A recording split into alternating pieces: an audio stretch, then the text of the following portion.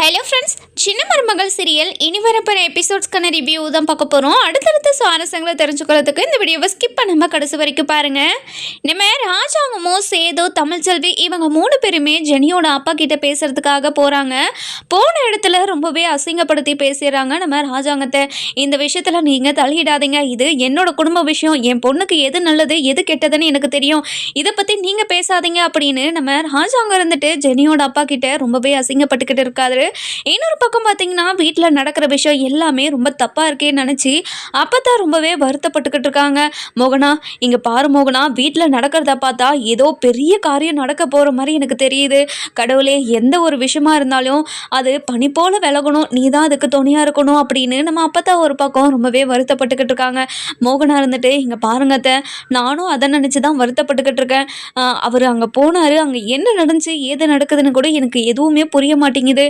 ஏதோ நல்லதா நடந்தா சந்தோஷம்தான் அப்படின்னு நம்ம மோகனா இருந்துட்டு ரொம்பவே வருத்தப்பட்டு சொல்லவும், இங்கே பாருடி, நீ சொன்னது 100க்கு 100 உண்மைடி. அந்த பிரச்சனையில் நம்ம தலையிடுறது சரியாகவே எனக்கு படலை. எலெக்ஷன் டைமில் ராஜாங்கம் அங்கே போய் பேசுறது சரியாக வரலை. குடும்ப விஷயத்தில் அவங்க பொண்ணுக்கு என்ன பண்ணணும்னு தோணுதோ அவங்க தானே முடிவெடுக்கணும். இதில் நம்ம தலையிட்டு பேசுகிறதில்ல எந்த நியாயமும் கிடையாது. அதனால் நமக்கு தான் பிரச்சனை அதிகமாக வரும் அப்படின்னு நம்ம அப்பத்தாவும் மோகனாவும் பேசிக்கிட்டு இருக்காங்க. இன்னொரு பக்கம் பார்த்தீங்கன்னா நம்ம ஈஸ்வரி இருந்துட்டு ராஜாங்க அசிங்கப்படுறத ரொம்பவே ரசித்து ருசித்து பார்த்துக்கிட்டு இருக்காங்க. இங்கே பாருடி, இந்த ராஜாங்க அசிங்கப்படுறத பார்க்குறதுக்கு மனசுக்கு அவ்வளோ குளிர்ச்சியாக இருக்குது, ரொம்ப சந்தோஷமாக இருக்குதுன்னு அப்படியே ரொம்ப சந்தோஷமாக பார்த்துக்கிட்டு இருக்காங்க. தனக்கு சோறு போட்டு தனக்கு தேவையானதெல்லாம் வாங்கி கொடுக்குறவங்கிட்ட அவங்க ஒரு இடத்துல அசிங்கப்படுறத பார்த்து ரசிச்சுக்கிட்டு இருக்காங்க. இவங்கெல்லாம் என்னதான் ஜென்மம்னு தெரியல. இன்னொரு பக்கம் பார்த்தீங்கன்னா நம்ம சாவித்திரி இருந்துட்டு ரொம்பவே வருத்தப்பட்டுக்கிட்டு இருக்காங்க. தன்னோட பொண்ணுக்கு இப்படி ஒரு பிச்சைக்காரனை கல்யாணம் பண்ணி வச்சுட்டோமே நினச்சி ஒவ்வொரு நாளும் வருத்தப்பட்டுக்கிட்டு தான் இருக்காங்க. நம்ம தாமரை இருந்துட்டு அதாவது கூலி வேலை செய்கிற இடத்துல போயிட்டு நம்ம காமேஷ் பிச்சையை நிற்க வைக்கிறாங்க. இங்கே பாரு, இனிமேல் நீ இங்கே தான் வேலை பார்க்கணும், இனிமேல் வேலை பார்த்து தான் நீ சம்பாதிக்கணும் அப்படின்னு சொல்லிடுறாங்க. இதை கேட்ட உடனே காமேஷ் பிச்சைக்கு பயங்கரமாக ஷாக் ஆகிடுது. இங்கே பாரு லோட்டஸ், நான் இந்த மாதிரி வேலையெல்லாம் பார்க்க மாட்டேன், இந்த மாதிரிலாம் வேலையெல்லாம் எனக்கு தெரியவே தெரியாது, என்னோட வேலையை பிச்சை எடுக்கிறது தான், நான் பிச்சை தான் எடுப்பேன் அப்படின்னு சொல்லிடுறாங்க. நம்ம தாமரை இருந்துட்டு, இங்கே பாரு, என்னை கல்யாணம் பண்ணிக்கிட்டு ஒரு பிச்சைக்காரனை கல்யாணம் பண்ணிக்கிட்டுன்னு நினச்சாவே எனக்கு அசிங்கமாக இருக்குது.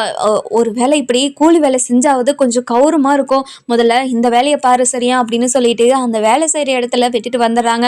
இந்த பக்கம் பார்த்தீங்கன்னா நம்ம ராஜாங்க இருந்துட்டு ரொம்பவே ரெக்வஸ்ட் பண்ணி ஜெனியோட அப்பா கிட்ட பேசுவோம். இங்கே பாருங்க ஐயா, நீங்கள் என்கிட்ட பேசுகிறத நினச்சா எனக்கு சந்தோஷமாக தான் இருக்குது, ஆனால் என்னோட பொண்ணு விஷயத்தில் நீங்கள் தலையிடாதீங்க. என் பொண்ணுக்கு எது நல்லது எது கெட்டதுன்னு எனக்கு தெரியும். ஒரு கேண்டீன் நடத்துறவனுக்கு என் பொண்ணை கல்யாணம் பண்ணி கொடுக்க சொல்கிறீங்களா?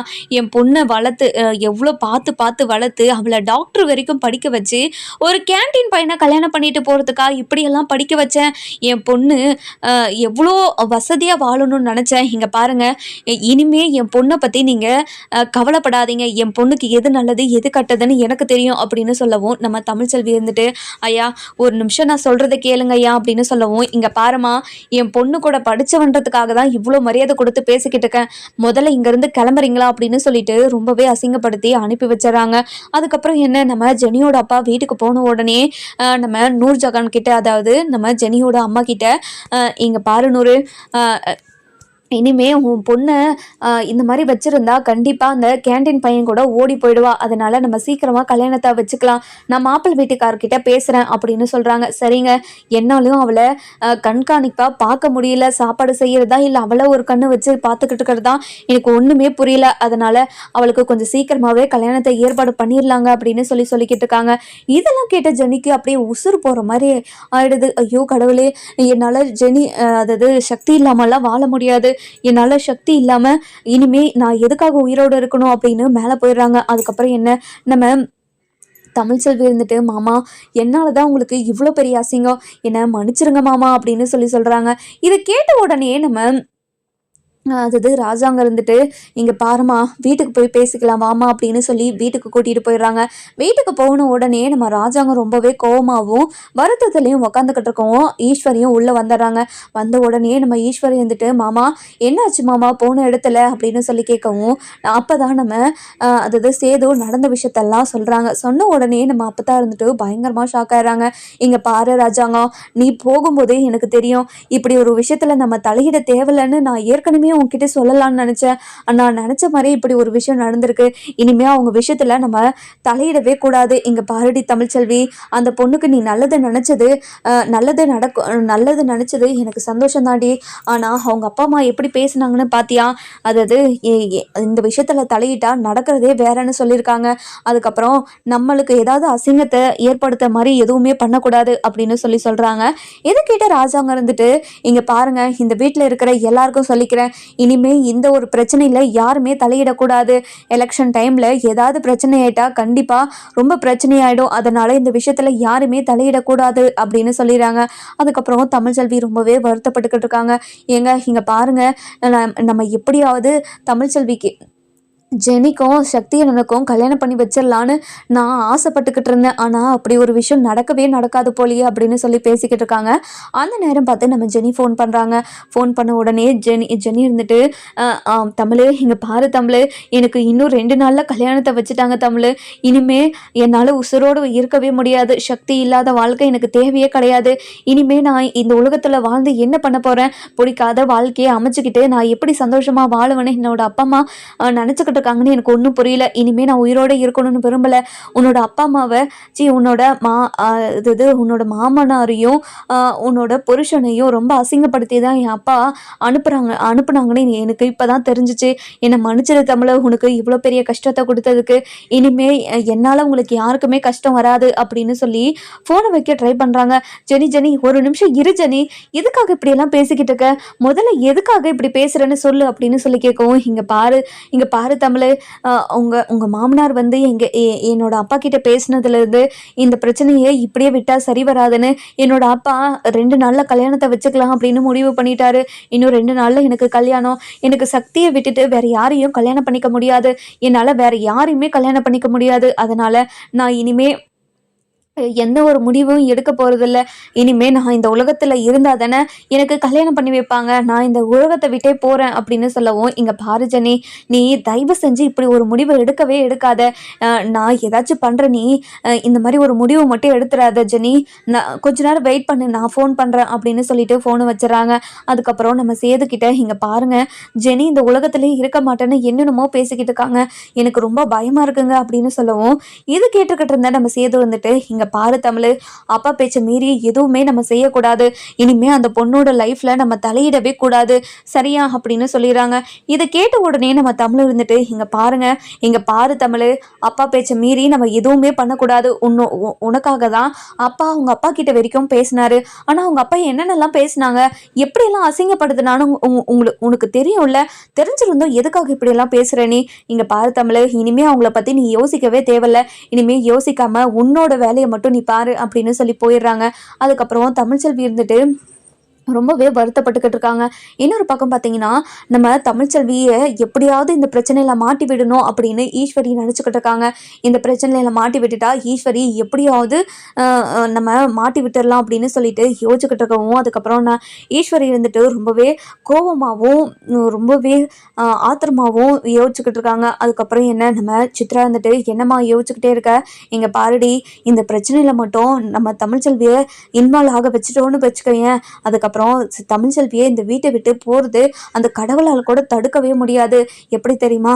ராஜாங்கத்துக்கு எதிராக ஏதாவது ஒரு விஷயம் பண்ணால் ராஜாங்கத்துக்கு எவ்வளோ கோவம் வரும். அந்த கோவத்தால் தமிழ்ச்செல்வியை வீட்டை விட்டு அனுப்புனாலும் ஆச்சரியமே கிடையாது தெரியுமா அப்படின்னு சொல்கிறாங்க. இதை கேட்ட உடனே நம்ம தமிழ்ச்செல்வியும் சரி, நம்ம சித்ரா வந்துட்டு ரொம்பவே சந்தோஷப்படுறாங்க. இங்கே பாருமா, இந்த விஷயம் நடக்குமாமா, இந்த விஷயம் நடந்தால் கண்டிப்பாக சந்தோஷமாக இருக்கும். இனிமே ரொம்ப ரொம்ப ரொம்ப ஒரு ஒரு மாதிரி நிம்மதியாக இந்த வீட்டில் இருக்கலாமா.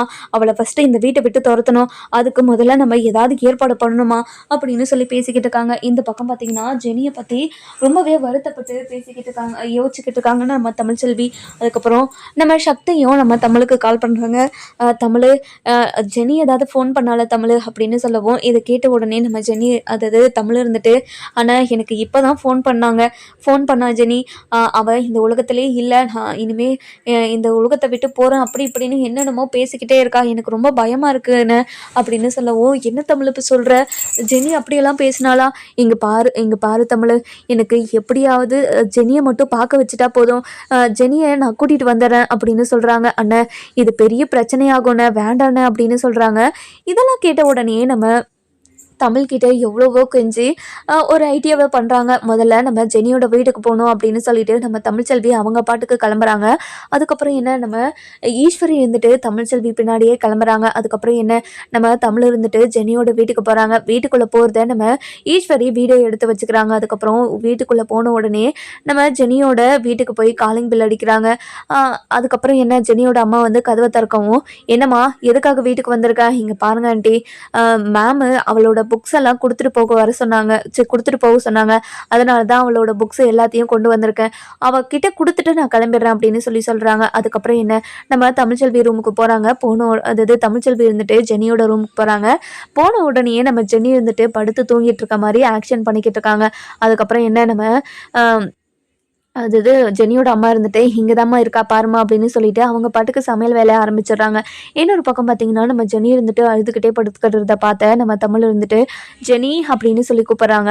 அதுக்கப்புறம் நம்ம தமிழோட வாய்ஸ் கேட்ட ஜெனி இருந்துட்டு ரொம்பவே எமோஷனாக எழுந்து பார்க்குறாங்க. தமிழ், என்னை நீ பார்க்க வந்திய தமிழ், எனக்கு ரொம்ப கஷ்டமாக இருக்குது தமிழ், என்னால் இங்கே ஒரு நிமிஷம் கூட இருக்கவே முடியாது, எனக்கு நரக வேதனையாக இருக்குது, இங்கே பாரு தமிழ், எப்படியாவது இந்த வீட்டை விட்டு என்னை கூட்டிகிட்டு போயிடு தமிழ், ப்ளீஸ் தமிழ், என்னால் சக்தி இல்லாமலாம் இருக்கவே முடியாது, என்னால் சக்தியை தவிர வேறு யாருமே கல்யாணம் பண்ணிக்க முடியாது, இங்கே பாரு தமிழ், எப்படியாவது என்னை இந்த வீட்டை விட்டு கூட்டிகிட்டு போயிடு தமிழ், ப்ளீஸ் தமிழ், உனக்கு காலில் கூட விழுறேன் தமிழ் அப்படின்னு சொல்லவும், ஜெனி, இங்கே பாரு ஜெனி, நீ தப்பான முடிவு எடுத்துருவோம் தான் பயந்துக்கிட்டு வீட்டுக்கு வந்தேன், இங்கே பாரு ஜெனி, நீ தப்பான முடிவு எதுவும் எடுக்கக்கூடாது சரியா அப்படின்னு சொல்லவும், இங்கே பாரு தமிழ், சக்தி மட்டும் எனக்கு கிடைக்கலன்னா கண்டிப்பாக நான் தப்பான முடிவு தான் எடுப்பேன், இந்த உலகத்தில் வாழ்ந்து பிரயோஜனமே கிடையாது, அப்படி இருக்கும்போது நான் எதுக்காக இந்த உலகத்தில் இருக்கணும், நான் இந்த உலகத்தில் இருக்க விரும்பவே இல்லை அப்படின்னு சொல்லிடுறாங்க. அதுக்கப்புறம் நம்ம தமிழ்ச்செல்வி இருந்துட்டு எவ்வளவோ சொல்லி பார்க்குறாங்க. ஆனால் ஜெனி இருக்கிற நிலைமையை பார்த்தா கண்டிப்பாக அவன் ஏதாவது தப்பான முடிவு எடுத்துருவாளோ அப்படின்னு நினச்சி அவங்க அம்மா சமையல் கட்டில் இருக்கிற போது நம்ம ஜெனியை அவங்க அம்மாக்கே தெரியாமல் வீட்டுக்கு வெளியே கூட்டிகிட்டு போயிடுறாங்க.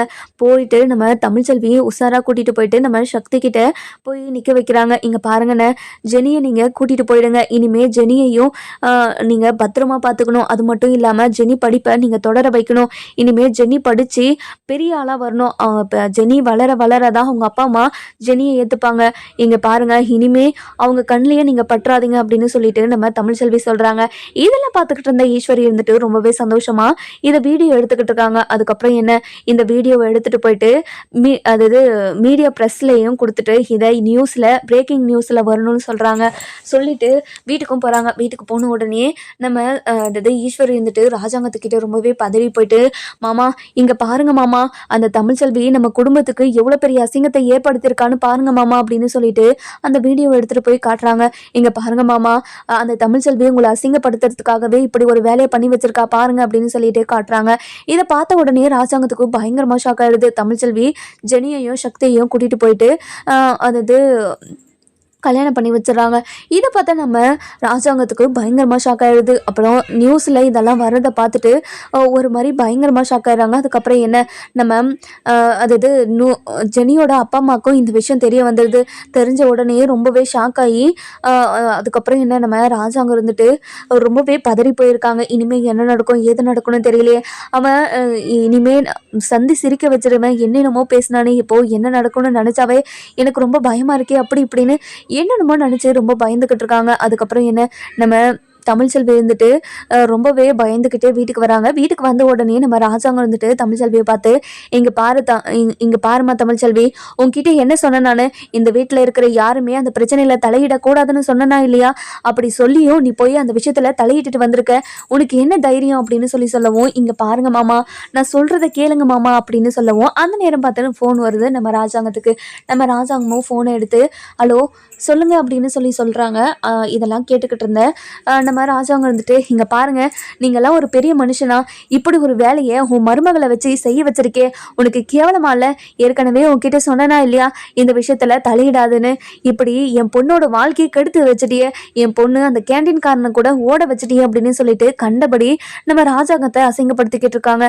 இங்க பாருங்க, இந்த எலெக்ஷன்ல நீங்க எப்படி ஜெயிச்சிடுறீங்கன்னு மட்டும் பாக்குறேன். என் பொண்ணோட வாழ்க்கையை கெடுத்த நீங்க எப்படி இந்த ஆட்சியில ஜெயிச்சு இந்த மக்களை ஆள போறீங்கன்னு நானும் பாக்குறேன்.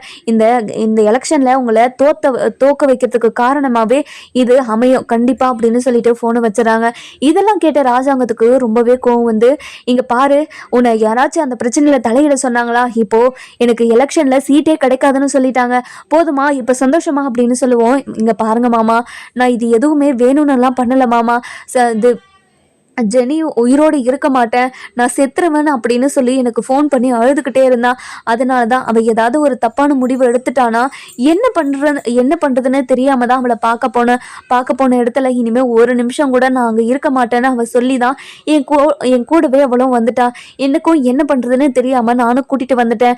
என்ன பண்ணுறது மாமா அப்படின்னு சொல்லவும், இங்கே பாரு, உன்னோட வாயால் என்ன மாமனெல்லாம் கூப்பிடாத, உன்னை என்னோட மருமகளாக கொண்டு வந்தது தான் நான் பண்ண பெரிய தப்பே அப்படின்னு சொல்லவும், இதை கேட்ட உடனே நம்ம தமிழ்ச்செல்விக்கு பயங்கரமா ஷாக் ஆயிடுது. இங்க பாருங்க மாமா, நான் ஏதாவது ஒரு விஷயம் பண்ணா அதுல ஏதாவது ஒரு காரணம் இருக்கணும் உங்களுக்கு தெரியாதா மாமா? அப்படி உங்களுக்கு தெரிஞ்சிருந்தோம் இப்படியெல்லாம் என்ன பேசுறீங்களா மாமா அப்படின்னு சொல்லவும், கொஞ்சம் நிறுத்தமா, உன்கிட்ட நான் ஏற்கனவே சொன்னனா இல்லையா இப்படி ஒரு விஷயத்த நீ பண்ணக்கூடாதுன்னு சொன்னனா இல்லையா? சொன்னதுக்கு அப்புறமும் இப்படி ஒரு கேவலமான வேலையை பண்ணிட்டு வந்திருக்கே, உனக்கே மனசாட்சின்றது ஒன்று இருக்குதா இல்லையாமா அப்படின்னு சொல்லி கேட்குறாங்க. அதுக்கப்புறம் நம்ம ஈஸ்வரி இருந்துட்டு ரொம்பவே சந்தோஷமா தமிழ்ச்செல்வியை திட்டுறத பார்த்துக்கிட்டே இருக்காங்க. இங்க பாருங்க மாமா, இவ்வளோ பெரிய அசிங்கத்தை உங்களுக்கு ஏற்படுத்தி கொடுத்துருக்கா. அது மட்டும் இல்லாம இந்த எலெக்ஷன்ல நீங்க நிக்கிறதா இல்லையானே தெரியல. எனக்கு ரொம்ப கோவம் வருது மாமா. எனக்கே இவ்வளோ கோவம் வருதுன்னா உங்களுக்கு எவ்வளோ கோவம் வரும்? இங்க பாருங்க மாமா, இவளை நம்ம சும்மாவே விடக்கூடாது மாமா, இவளை ஏதாவது பண்ணி ஆகணும், முதல்ல இவளை இந்த வீட்டை விட்டு துரத்துங்க மாமா அப்படின்னு சொல்லிடுறாங்க. இதை கேட்ட உடனே சேது, இங்க பாரு சேவது, இவ இனிமே இந்த ஒரு நிமிஷம் கூட இவ இந்த வீட்டில் இருக்கவே கூடாது, இவளை இந்த வீட்டை விட்டு துரத்து சேது அப்படின்னு சொல்லிடுறாங்க. அதுக்கப்புறம் நம்ம சேது இருந்துட்டு என்ன பண்ணுறதுன்னு தெரியாமல் அப்படியே திருன்னு முழிச்சுக்கிட்டே இருக்காங்க. அதுக்கப்புறம் என்ன, நம்ம ஜெனியும் சக்தியும் கல்யாணம் பண்ண அடுத்த கையோட ராஜாங்க வீட்டுக்கு தான் வராங்க. வந்த உடனே இங்கே பாருங்க, ஜெனியை கல்யாணம் பண்ணிக்கிட்டதுக்கும் தமிழுக்கும் எந்த சம்மந்தமும் இல்லை, தமிழை வீட்டை விட்டெல்லாம் அனுப்பிடாதீங்க, தமிழ் ரொம்ப நல்லவ, அதாவது தமிழை பார்க்கறதுக்காக தான் ஜெனியை பார்க்கறதுக்காக தான் தமிழ் வந்தாங்க. ஆனால் போன இடத்துல ஜெனி தான் தமிழ்ச்செல்விக்கிட்ட என்னென்னமோ பேசி தமிழ்ச்செல்வி கூடயே ஜெனியும் வெளியே வந்துட்டாங்க. அதுக்காக தான் இப்படி நீங்கள் தமிழ்ச்செல்வியை திட்டி ரொம்பவே கோபமாக பேசிக்கிட்டு இருக்கீங்க, டிவியில் நியூஸில் எல்லாம் போட்டுக்கிட்டு இருக்கிறதெல்லாம் பொய் அப்படின்னு சொல்லிடுறாங்க. இங்கே பாரு, உங்கள் 2 பேரால் என்னோட மாமாவோட பதவியே போயிடுச்சு, இனிமே மாமாக்கு இப்படி தலைவர் பதவி கிடைக்காதுன்னு கூட தெரியல, அந்த நிலைமையில என்னோட மாமாவை கொண்டு வந்து நிறுத்திட்டீங்களே. இங்க பாருங்க மாமா, இவங்க யாருமே இந்த வீட்டில் இருக்கவே கூடாது, முதல்ல இவங்க 2 பேரையும் முதல்ல வெளியே அனுப்புங்க மாமா அப்படின்னு சொல்லிட்டு நம்ம ஈஸ்வரி ஏற்றி விட்டுக்கிட்டு இருக்காங்க. அதுக்கப்புறம் நம்ம சேது இருந்துட்டு, இங்க பாருங்கப்பா தமிழ்ச்செல்வி, இங்க பாரு சேதோ, நீ எதுவுமே பேசக்கூடாது, இனிமே இந்த வீட்டுக்கும் அவளுக்கும் எந்த சம்மந்தமும் இல்லை, முதல்ல இந்த வீட்டை விட்டு அவளை போக சொல்லு அப்படின்னு சொல்லிடுறாங்க. இது கேட்ட உடனே நம்ம சேதுக்கு என்ன பண்றதுன்னு தெரியாம நம்ம தமிழ்ச்செல்வியை கையை பிடிச்சிட்டு வந்து இழுத்துட்டு வெளியே வந்து விடுறாங்க. விட்ட உடனே, இங்க பாருடி, இனிமே இந்த வீட்டுக்கும் உனக்கும் எந்த சம்மந்தமும் இல்லை, இந்த வீட்டு பக்கம் வந்துட போத அப்படின்னு சொல்றாங்க. இங்க பாருங்க, நீங்க என்கிட்ட சத்தியம் பண்ணியிருக்கீங்க, அது ஞாபகம் இருக்குதா இல்லையா? அப்படி இருந்தும் நீங்க என்னை வீட்டை விட்டு அனுப்புறீங்களே, இனிமே இந்த வீட்டு வாசப்பட்டியை கூட நான் மிதிக்கவே மாட்டேன், இனிமே என்னையும் பார்க்க நீங்க வந்துடாதீங்க, உங்களுக்கும் எனக்கும் எந்த சம்மந்தமே இல்லை, நீங்க எப்ப என்னை வீட்டை விட்டு அனுப்புவீங்கன்னு தான் நானும் காத்துக்கிட்டு இருந்தேன், அப்படி ஒரு விஷயம் நடக்கும்னு எனக்கு தெரியும், பரவாயில்ல நடந்துருச்சு, இனிமே உங்களுக்கும் எனக்கும் எந்த சம்மந்தமும் இல்லைன்னு ரொம்பவே கோவமா போயிடுறாங்க. அதுக்கப்புறம் என்ன, டிவி நியூஸ்ல எல்லாமே ரொம்பவே பரபரப்பாக இந்த நியூஸ் போய்கிட்டு இருக்கு. அப்போ தான் நம்ம ஜெனியோட அப்பாவும் ஜெனியோட அம்மாவும் புரிஞ்சுக்கிறாங்க. ஜெனி வந்து இன்னும் கொஞ்ச நேரம் விட்டிருந்தா அவள் உயிரோடே இருந்திருக்க மாட்டா. அதனால தான் இப்படி ஒரு காரியத்தை தமிழ்ச்செல்வி செஞ்சுருக்கான்னு சொல்லிட்டு நம்ம ஜெனியோட அப்பா அம்மாவுக்கு தெரிஞ்சது.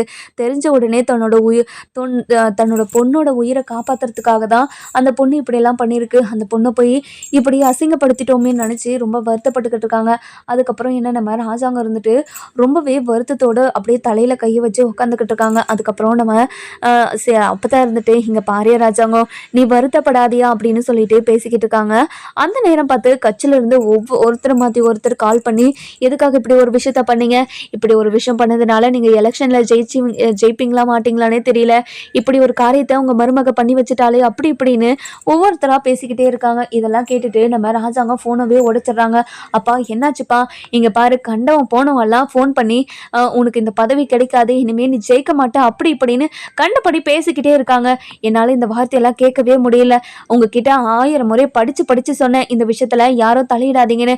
ஆனால் என் பேச்சையும் மீறி இந்த விஷயத்தில் தலையிட்டு எனக்கு இப்படி ஒரு அசிங்கத்தை தேடி கொடுத்துட்டீங்களே அப்படின்னு சொல்லி நம்ம ராஜாங்கம் ரொம்ப கோவத்திலே இருக்காங்க. அதுக்கப்புறம் நம்ம மோகனா இருந்துட்டு, ஏங்க கொஞ்ச நேரம் பொறுமையாக இருங்க, உங்கள் உடம்பு ரொம்ப முடியாமல் இருக்குது, அந்த சமயத்தில் எதுக்காக இப்படி ரொம்ப ஸ்ட்ரெயின் பண்ணிக்கிறீங்க, நீங்கள் முதல்ல ரெஸ்ட் எடுங்க அப்படின்னு சொல்லவும், இங்கே பாரு மோகனா, இனிமேல் எங்கே எனக்கு ரெஸ்ட்டு, இனிமேல் எனக்கு எங்கே ரெஸ்ட்டே கிடையாது, இனிமேல் ரெஸ்ட்டுன்ற வார்த்தையே எனக்கு கிடையாது அப்படின்னு சொல்லிடுறாங்க.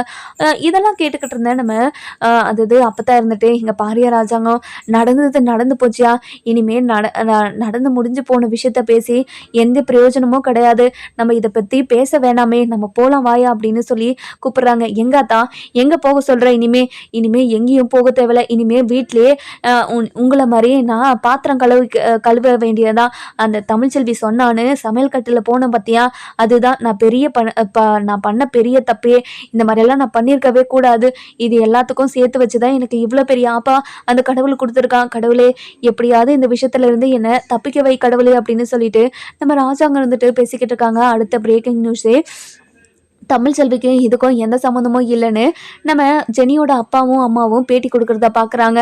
அதுக்கப்புறம் என்ன, நம்ம ஜெனியோட அப்பா அம்மா இப்படி பேட்டி கொடுக்கறத பார்த்துட்டு, இனிமேல் ராஜாங்க குடும்பத்துக்கும் இவங்களுக்கும் எந்த சம்மந்தமும் இல்லை, என்னோட பொண்ணோட உசுரை காப்பாற்றினதே அவங்க தான் அப்படின்னு ரொம்ப நல்ல மனசோட நம்ம ஜெனியோட அப்பா அம்மாவா பேட்டி கொடுத்துட்றாங்க.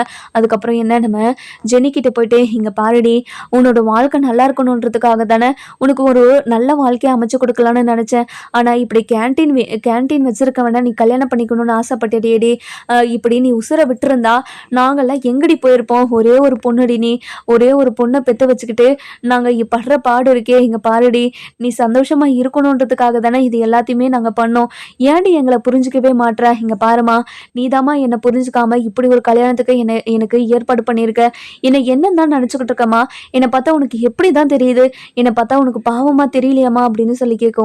இது கேட்ட உடனே நம்ம ராஜாங்க இருந்துட்டு, அதாவது நம்ம நூர்ஜஹான், அதாவது ஜெனியோட அப்பா இருந்துட்டு, இங்கே பாருமா, நீ செஞ்சதை செஞ்சுட்ட, இனிமேல் நீ என்னோட வீட்டில் தான் இருக்கணும், இவன் நம்ம வீட்டுக்கெல்லாம் தேவையில்லம்மா, இங்கே பாருங்கப்பா, சக்தி இல்லாமல் என்னால் இருக்க முடியாது, சக்தி என் கழுத்தில் தாலி கட்டியிருக்காரு, அதனால் நான் அவங்க வீட்டுக்கு தான் போகணும், கண்டிப்பாக நான் சந்தோஷமாக இருப்பேன், நீங்கள் என்னை பற்றி கவலைப்படாதீங்க அப்படின்னு சொல்லி நம்ம சக்தி கூட கிளம்பிடுறாங்க. இன்னொரு பக்கம் பார்த்தீங்கன்னா, நம்ம தமிழ்ச்செல்வி மேலே எந்த ஒரு தப்புமே இல்லைன்னு நம்ம ராஜாங்க குடும்பத்தில் இருக்கிற எல்லாருமே புரிஞ்சுக்கிறாங்க. அதுக்கப்புறம் என்ன, நம்ம ராஜாங்க வந்துட்டு சேது கிட்ட போயிட்டு, இங்கே பாரியா சேது, தமிழ்ச்செல்வி மேலே எந்த ஒரு தப்பும் இல்லைன்னு இப்போ நிரூபணம் ஆயிடுச்சுல, நீ போய் தமிழ்ச்செல்வியை கூட்டிட்டு வாப்பா அப்படின்னு சொல்கிறாங்க. இங்கே பாருங்கப்பா, தமிழ்ச்செல்வியை கூப்பிட்டா அவள் வந்துருவாளா, அவன் மேலே எந்த ஒரு தப்பும் இல்லைன்னு அப்போவே அவள் எவ்வளோ தூரம் உங்ககிட்ட சொன்னா, ஆனால் அது எதுவுமே கேட்காம நம்ம அவளை வீட்டை விட்டு துரத்துட்டோமப்பா, இனிமே அவள் நம்ம வீட்டுக்கு வருவான்னு கண்டிப்பாக எனக்கு நம்பிக்கையே இல்லைப்பா அப்படின்னு சொல்லிடுறாங்க. இதை கேட்ட உடனே நம்ம அப்பதான் இருந்துட்டு, இங்கே பாரியா சேது, நீ என்ன பண்ணுவ ஏது பண்ணுவன்னு எனக்கு தெரியாது, ஆனால் தமிழ்ச்செல்வி இந்த வீட்டுக்குள்ளே இருக்கணும், தமிழ்ச்செல்வி இந்த வீட்டுக்குள்ளே இருக்கிற வரைக்கும் கண்டிப்பாக நான் உங்கள் யாரு கூடயுமே பேசவே மாட்டேன் அப்படின்னு சொல்லி உள்ளே போயிடுறாங்க. அதுக்கப்புறம் நம்ம மோகனா இருந்துட்டு, இங்கே பாரு சேது, நீங்கள் 2 பேரும் சேர்ந்து தானே தமிழ்ச்செல்வியை வீட்டை விட்டு அனுப்புனீங்க. நீங்கள் 2 பேருமே போய் தமிழ்ச்செல்வியை கூட்டிகிட்டு வாங்க அப்படின்னு சொல்கிறாங்க. அதுக்கப்புறம் நம்ம ஈஸ்வரி இருந்துட்டு, மாமா நீங்கள் எதுக்காக அவளை கூப்பிட்டுட்டு வரணும்? நீங்கள் அவளை கூப்பிட்றதுக்கெல்லாம் போக தேவையில்ல. அவளுக்கா இந்த வீட்டுக்கு வரணும்னு தோணுச்சுன்னா வரட்டும், இல்லைன்னா விட்டுருங்க மாமா. எதுக்காக நீங்கள் போய் அவள் காலில் விழுந்து கெஞ்சணும்? நீங்கள் அப்படி இருக்கணுன்ற அவசியம் உங்களுக்கு இல்லை. எதுக்காக அங்கெல்லாம் போகணும்? அங்கெல்லாம் போக தேவையில்ல மாமா அப்படின்னு சொல்லி ஏற்றி விட்டுக்கிட்டு இருக்காங்க. இதெல்லாம் கேட்டு நம்ம சேது இருந்துட்டு, இங்கே பாருங்கப்பா, நம்ம பண்ணது மிகப்பெரிய தப்புப்பா. அவள் பேசுறது எதுவுமே கேட்காம நம்ம பாட்டுக்கு ஒரு முடிவை எடுத்து அவளால் தான் இது எல்லாமே நடந்துருச்சுன்னு சொல்லிட்டு நம்ம அவள் மேலே தப்பான ஒரு அபிப்பிராயத்தை ஏற்படுத்திட்டோம். எனக்கு ரொம்ப கஷ்டமாக இருக்குதுங்க அப்பா. கண்டிப்பாக தமிழ்ச்செல்வி கூப்பிட்டா கூட வரமாட்டோம் அப்படின்னு சொல்லி ரொம்பவே வருத்தப்பட்டு பேசிக்கிட்டு இருக்காங்க. சரி சேது, நானும் வரவா அப்படின்னு சொல்லிட்டு கூட்டிகிட்டு போகிறாங்க. போன உடனே நம்ம தமிழ்ச்செல்வி கிட்ட, இங்கே பாருமா தமிழ்ச்செல்வி, உன் மேலே எந்த ஒரு தப்புமே இல்லைன்னு இப்போ தான் எனக்கு புரிஞ்சிச்சு. என்னை மன்னிச்சிருமா, வீட்டுக்கு வாமா போகலாம். இங்கே பாருங்க மாமா, நான் பண்ணது தப்புனா நீங்கள் என்னை வீட்டை விட்டு அனுப்புவீங்க. தப்பு இல்லைன்னு தெரிஞ்சதுமே நீங்கள் வீட்டுக்குள்ளே கூப்பிடுவீங்க. என்னை பார்த்தா எப்படி தான் தெரியுது மாமா உங்களுக்கு அப்படின்னு சொல்லிட்டு மூஞ்சில் அடித்த மாதிரியே கேட்கவும் நம்ம ராஜாங்கத்துக்கு பதிலே கிடைக்கல. பதிலே சொல்ல மாட்டேங்கிறாரு. அப்படியே உம்முன்னு நிற்கிறாங்க. இங்கே பாருமா, நான் பண்ணதெல்லாம் மிகப்பெரிய தப்பு தாம்மா, என்னை மன்னிச்சிருமா அப்படின்னு சொல்லவும், இங்கே பாருங்க மாமா, நீங்கள் என்னதான் என்கிட்ட கேட்டாலும் அந்த வீட்டு வாசப்படியை கூட என்னால் மிதிக்க முடியாது. இனிமேல் நான் இங்கே தான் இருக்க போகிறேன். உங்களுக்கும் எனக்கும் எந்த சம்மந்தமும் இல்லைன்னு சொல்லிட்டீங்களே, அவ்வளோதான், விட்டுருங்க அப்படின்னு சொல்கிறாங்க. இனி என்ன நடக்க போகுதுன்னு நம்ம வர எபிசோடில் பார்க்கலாம். இந்த வீடியோ உங்களுக்கு பிடிச்சிருந்தா லைக் பண்ணுங்கள், சப்ஸ்கிரைப் பண்ணுங்கள், மறக்காம பெல் ஐகானை